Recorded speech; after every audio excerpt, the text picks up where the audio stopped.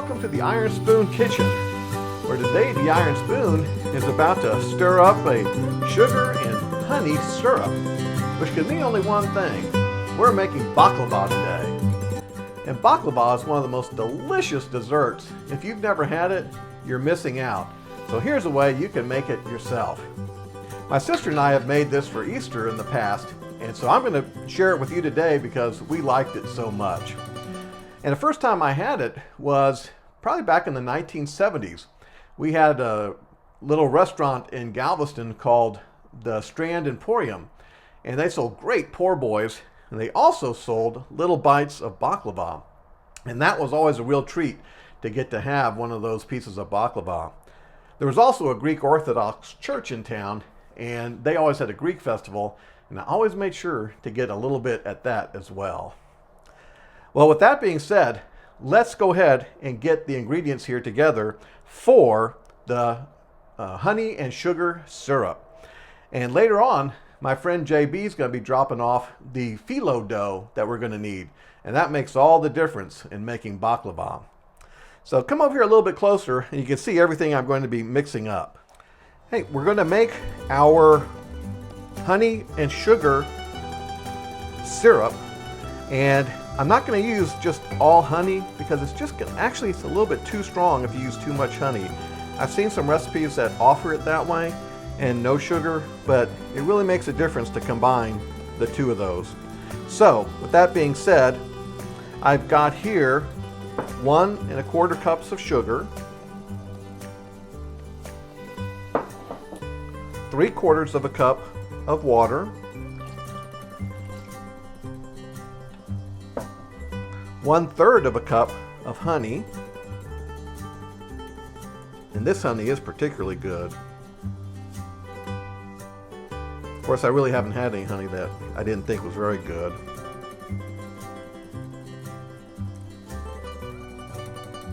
Okay, I think we got most of it. Well, there's still some in there.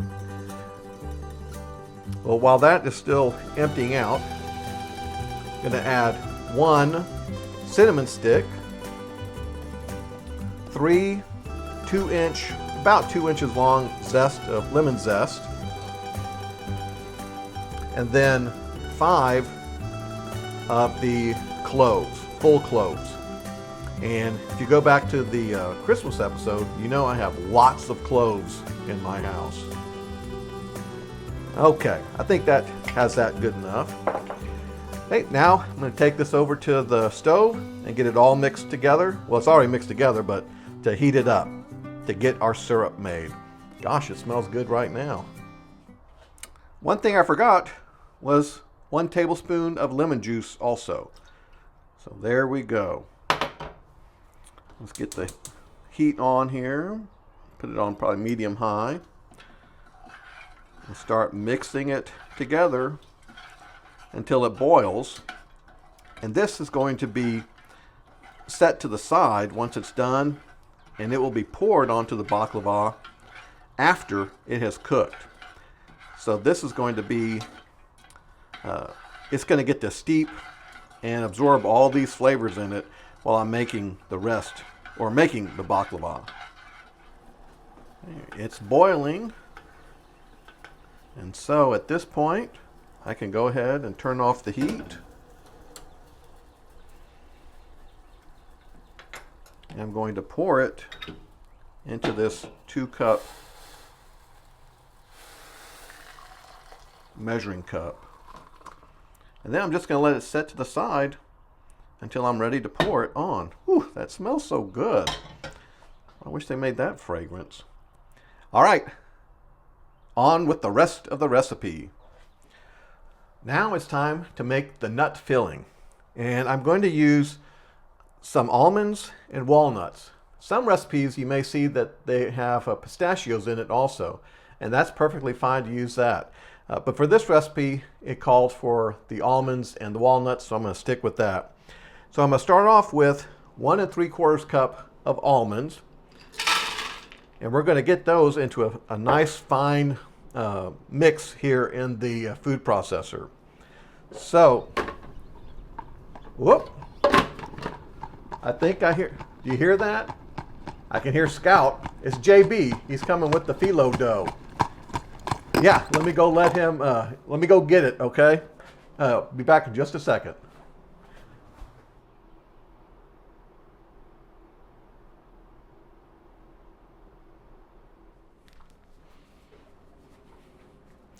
Well, I got it. Here's the phyllo dough. And can you hear him? He and Scout are leaving now. It's always neat to have him come by. He's a really good friend, that old JB. I don't know if you can see, but he has a goatee now. So I guess he decided to let his beard grow.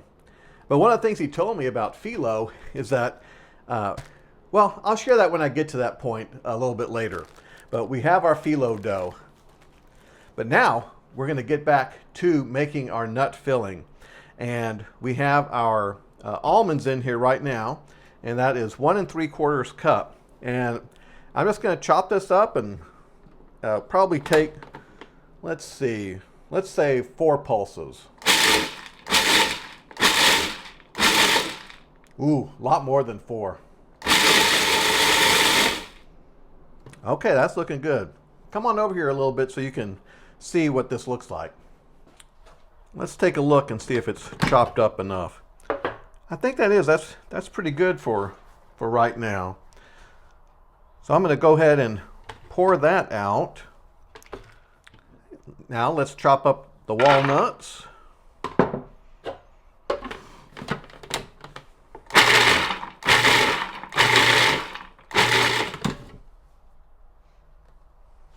Okay, that took about 7 pulses.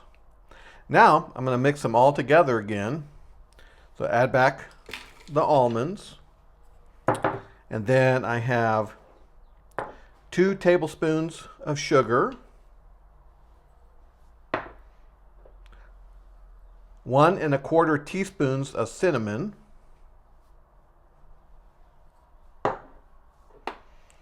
1/4 teaspoon of ground cloves, and 1/8 teaspoon of salt.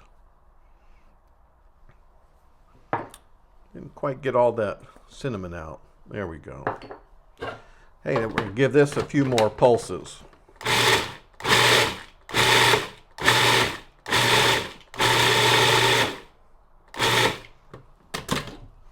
Hey, I think that looks perfect.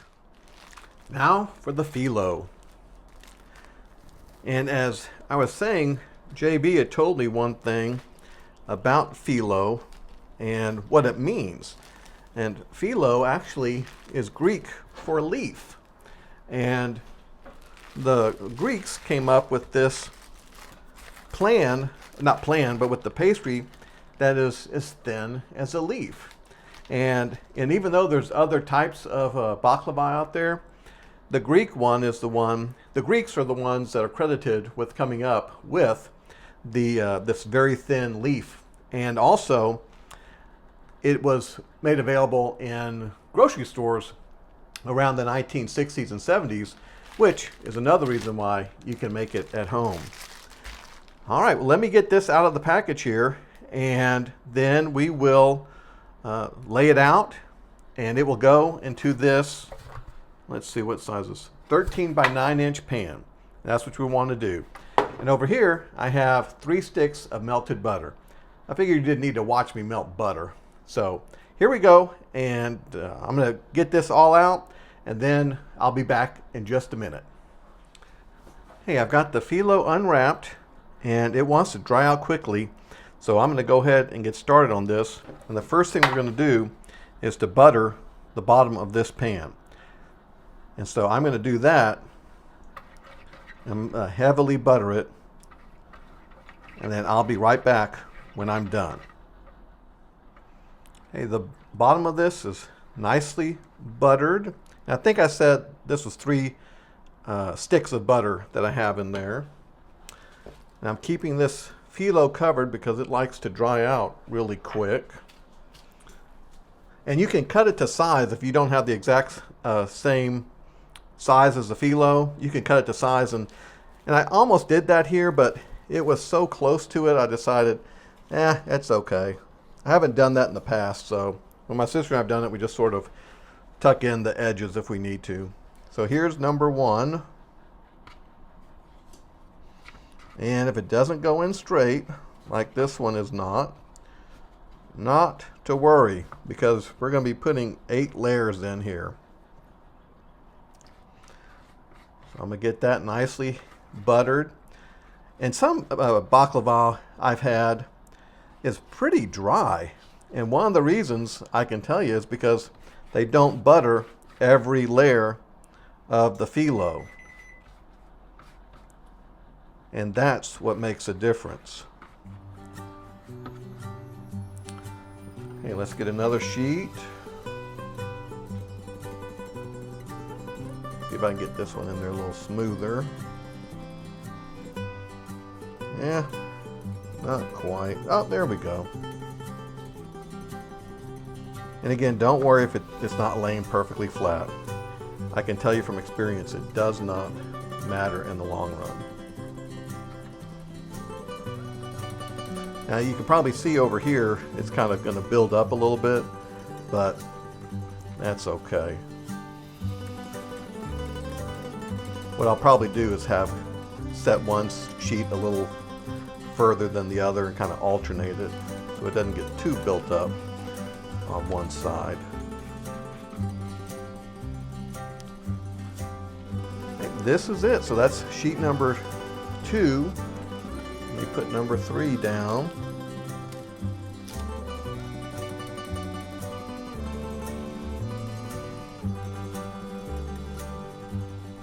There we go.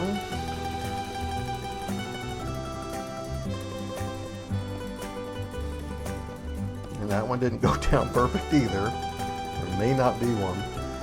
But you get the idea. So I'm going to go ahead and finish this, get to number 8, then I'll show you the next step after that.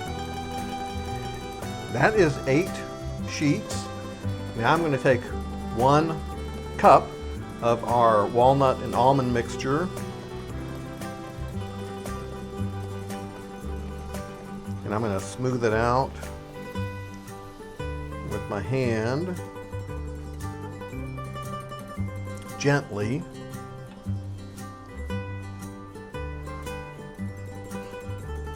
Try to get it covered there.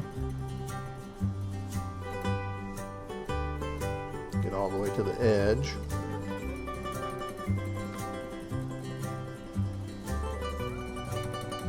Okay, I think that's got it. Now I'll do 6 more for the next one. Then another cup of the nut mix, then 6 more, and then 8 more. So I will see you in about probably 10 minutes. I'm back sooner than I thought. Just want to show you, when you put this first layer back on top of the nuts, it wants to move around. So you need to hold it down a little bit with your hand while you spread the butter. And then when you get the next layers, you don't necessarily have to do that so much. But that first layer after the nuts wants to move around quite a bit. Okay, I guess you get the idea. This is the final layer. So it was 8 layers first, then a cup of nuts, 6 layers, then a cup of nuts, 6 more layers, and a cup of nuts, and then 8 more layers. I think I had about 3 or 4 sheets left over. I probably could have used them all, but I'm just following this recipe to see. Oh, and I ended up having to melt another stick of butter, so it was 4 sticks of butter instead of 3. Hey, now what we're going to do is cut this into the diamond shapes, and I never know quite which way to do it.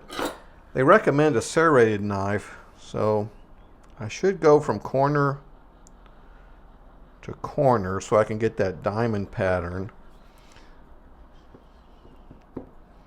And yes, you do this cutting before it goes in the oven, because when it comes out of the oven, That's when we're going to be adding the syrup.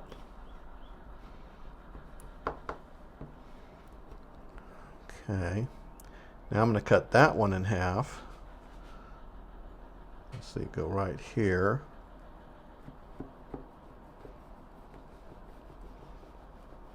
Yeah, I went a little wide. Now I'm going to cut this one in half.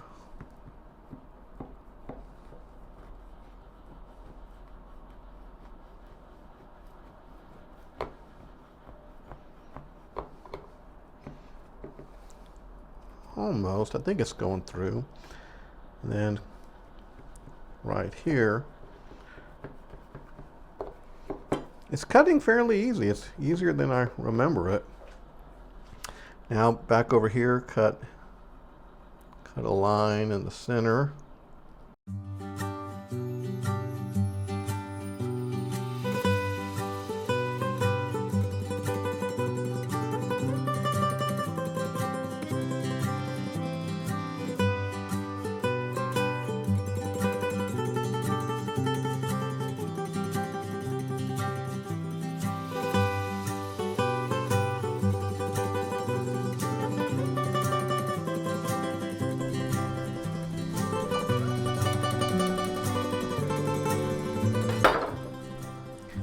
Got a bit of a curve on that one.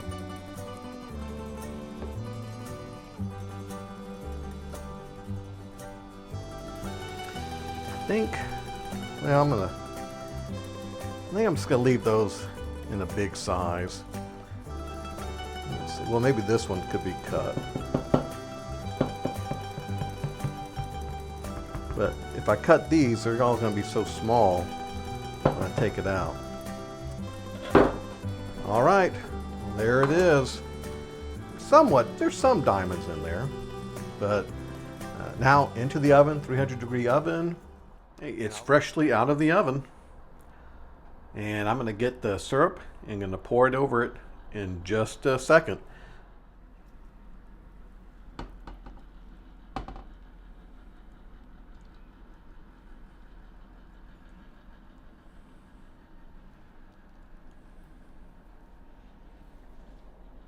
Oh, that's looking good. Hey, I'm gonna let that absorb for a little bit and then I'll be back.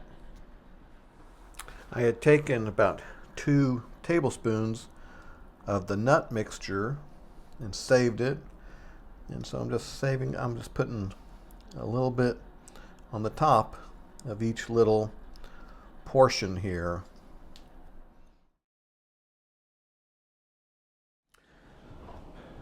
Success!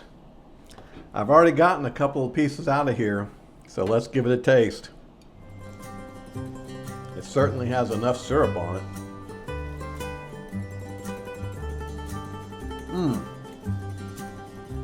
That is decadent.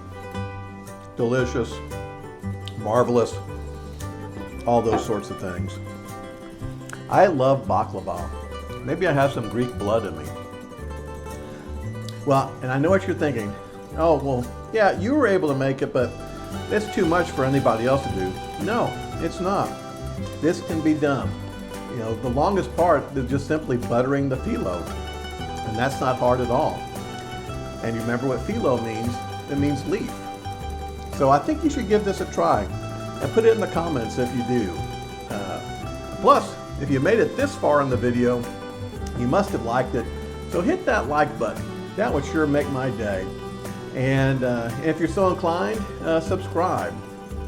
Well, this was definitely a successful dessert, Greek baklava. Yes, something I really enjoy. Well, thank you for joining me here in the Iron Spoon Kitchen.